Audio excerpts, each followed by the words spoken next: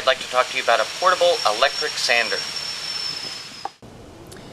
As I mentioned earlier, most portable electric sanders run on 110 or house current. Pretty much any extension cord will work. These sanders don't require significant amounts of power. You don't need a very heavy gauge extension cord. Your standard, I think this is a 14 gauge extension cord, will do. But to power it up, first make sure your sander is in the off position. Make sure the power switch is off. And then a little helpful thing that I like to do is, before I connect my extension cord, to help keep it from coming unplugged while you're using it, we're going to tie a knot into the cord. And we'll just hold the two, come around,